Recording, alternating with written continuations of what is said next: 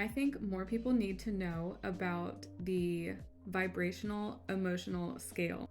So I want to share that with you today. For way too long, I was stuck on the levels of shame, negative self-talk, low self-esteem. I don't know if I can. These are all the emotions that are down on the descending side and the red at the bottom. I felt guilt, bitterness, unworthiness, definitely stuck in the victim mentality, and sometimes even worthless. My heart, I got so used to feeling heavy, and it's this energy that felt like it was pulling me backwards. Now I realize that this descending motion feels more like being pulled backwards in time because it's typically things that we are bringing up from our past.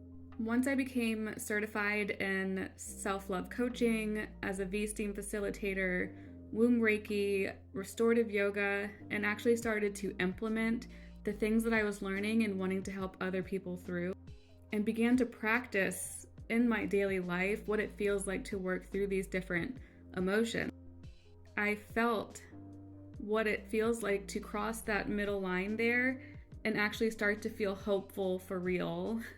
What it feels like to feel genuinely cheerful and accepting of myself. I started to get curious about what it does feel like to actually feel joy. And going through my own self-love journey, I did tap into my heart center and felt joy for the first time, like genuinely felt joy for the first time this year.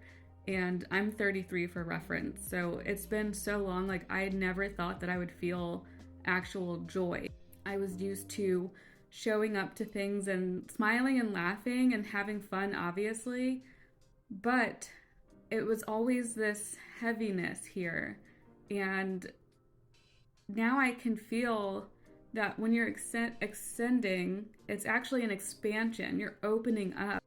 And then that's when I started to be introduced to the heart's electromagnetic field. And it's pretty much this field that just encompasses our whole body and our being. And it could range to about 3 feet out from us. But when you're operating in fear, do you see how you can feel so disconnected to the world? When you start to clear your sacral, your energy, and really tap into the heart center, you start to open up this presence, this force field around you that you can see in the middle here. A lot of times when we are trying to manifest, or maybe you're praying and things just aren't going your way, sometimes it's because we are doing these things out of fear, out of scarcity, and we haven't overcome the feelings of shame and guilt. We haven't worked through these more negative feelings on this emotional vibrational scale, and it starts to hold you back, literally. Right now, I feel like a lot of people are trying to set goals for themselves, and they are trying to think about making vision boards for 2024. And while I think that is great, I think you could be wasting your energy creating things that are going to keep you back. When you start to really ground yourself in who you are as an individual through things like human design, astrology, energy work, and you start to really understand who you are and tap into your heart center, you become almost a literal magnet to the things that you need in life. And if you're stuck in the fear and operating out of alignment with your actual energetic design, you can be putting things on those vision boards, setting goals for yourself that just don't work for you. So if you are tired of trying to make the vision boards, plan or create strategies to go after your goals, and then staying consistent for about a month or 2, maybe even 3, and then falling off and backtracking, I would suggest taking a step back from setting goals and focus on turning your energy and your intention towards yourself.